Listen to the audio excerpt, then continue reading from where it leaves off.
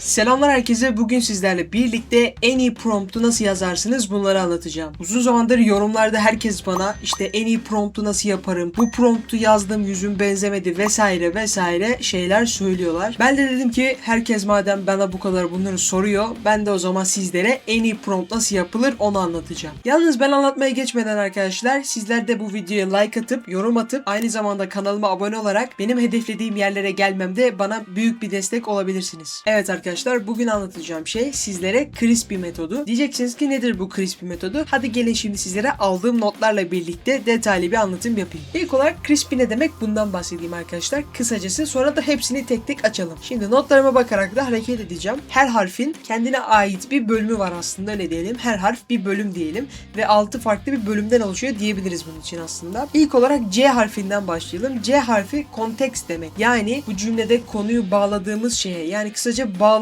biz C harfini yani context diyebiliriz. Konuyu net olarak yapay zekaya anlatıyoruz ve konuyu yapay zeka çok net şekilde anlıyor. Örnek vermem gerekirse mesela şu şekilde yazabiliriz. YouTube için bir video hazırlıyorum, bana şunu yap mesela diyebiliriz. Bu bir context olur, yani Crisp'in C harfi budur arkadaşlar. Gelelim R harfine. R harfi de rol. Aslında rol dediğimizde onu neye büründürdüğümüz. Mesela YouTube için bir video hazırlıyorum, sen de profesyonel bir içerik üreticisi olarak düşün dediğimde ben ona bir rol vermiş oluyorum ve o artık iyi bir içerik üreticisi gibi düşünerek bizlere istediğimiz şeyi verdiği için arkadaşlar burada aldığımız sonuç 1 yerine 3 oluyor, 3 yerine 5 oluyor gibi diyebiliriz. Gelelim Ü harfine. Ü harfi instruction, yani talimat. Direkt burada da talimat kısmında ne yapmasını istediğimizi açık açık söylüyoruz. Mesela bana yüksek tıklanma oranlı bir thumbnail fikri öner diyebilirsiniz. Bunu direkt açık açık yazmanız yeterli olacaktır. Gelelim S harfine. S harfi stil, yani style olarak geçiyor. Burada da arkadaşlar atıyorum yazı yazılacak. Diyeceksiniz ki bu yazı çok samimi olsun veya işte bu yazıda herhangi bir duygu belirtme gibisinden şekilde belirtebilirsiniz. Veya işte bir tane metin hazırladım, bu metni daha böyle kısa ve sade şekilde yap, daha okunuşu kolay olsun gibi yazarak arkadaşlar stilini de siz belirtmiş oluyorsunuz. Gelelim P harfine. P harfi purpose, yani arkadaşlar amaç. Burada yapay zekaya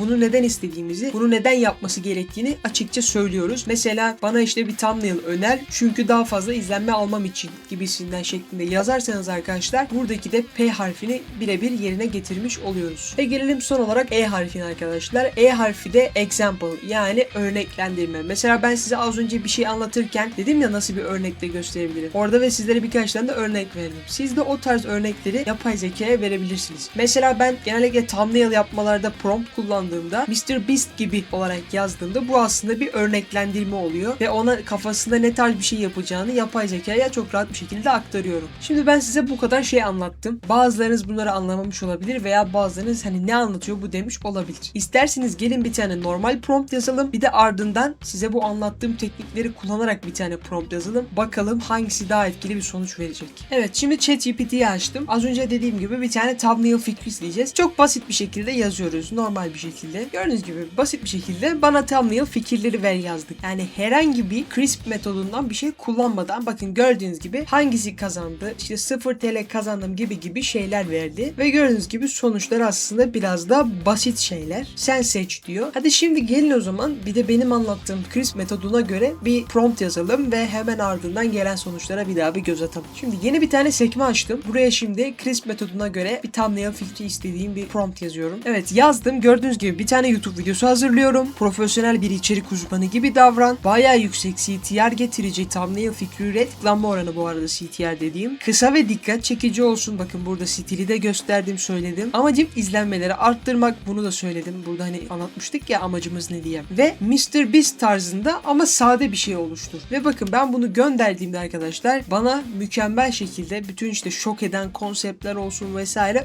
öneriyor arkadaşlar. Ve bakın bana gördüğünüz gibi merak, şüphe, görsel kontrast vesaire tıklanmaya insanları zorlayacağını söyledi. Ve ben de buna göre arkadaşlar daha tıklanmaya uygun olsun diye işte merak uyandıran renkli şeyler yapmaya başlayabilirim. Evet, bu videoda sizlere en iyi prompt nasıl yazılır bunları anlattım. Aslında bu metodu çok fazla kullanan insanlar var ama kimse bunları paylaşmak istemiyor veya paylaşsa dahi bazı insanlar bunları yapmaya üşeniyor olabilir. Ben de olabildiğince sizlere en kolay şekilde anlatmaya çalıştım arkadaşlar. Hem Türkçelerini anlattım hem de nasıl bir şekilde yapabilirsiniz bunları gösterdim. Umarım anlattığım bilgiler işinize yaramıştır arkadaşlar. Eğer videoyu beğendiyseniz beğenmeyi, kanalıma aşağıdan abone olmayı ve fikirlerinizi yorumlar kısmında belirtmeyi etmeyi unutmayın. Sizleri çok seviyorum. Bir sonraki videoda görüşmek üzere. Kendinize iyi bakın.